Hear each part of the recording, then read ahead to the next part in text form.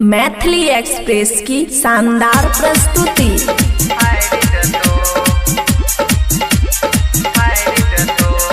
DJ Manish Raxaul.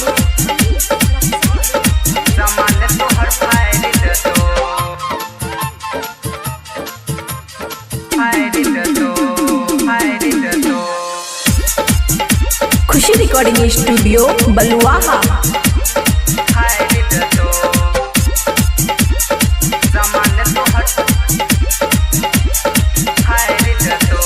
हमरा से मिले आबै छी किया हटबरिया तू किया पहुँचली गे छौरिया एने ओने करबी त गारि देतो गे हटबरिया के छौरा सामान तोहर फाड़ि देतो सुपौल के छौरा सामान तोहर फाड़ि देतो।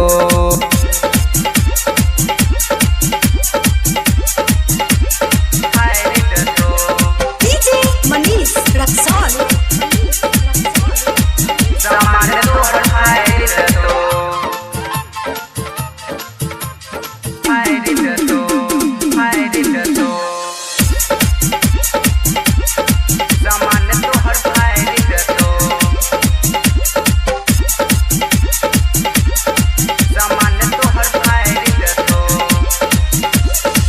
कते तोरा कहै छियो बात ना बुझै छो टोला के छौरा सब तोरा गायर दै छो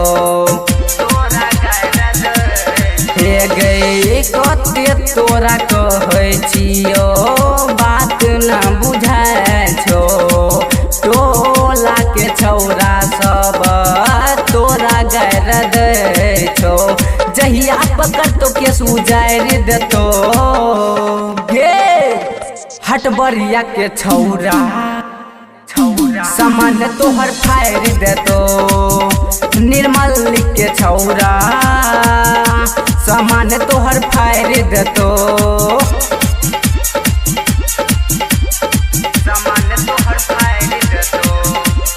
डीजे मनीष रक्सौल।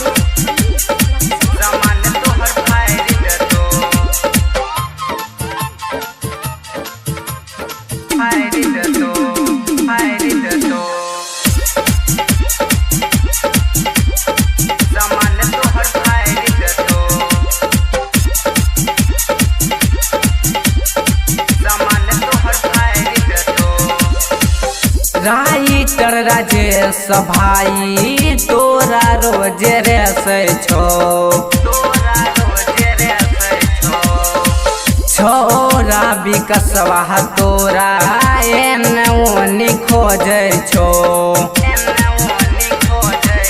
हे गए राइटर राजेश भाई तोरा रोजे रेसै छो छोरा विकसवा तोरा एने ओनी खोजै छो अजित राज चोली के फाड़ि देतो गे हटबरिया के छौरा सामान तोहर फाड़ि देतो।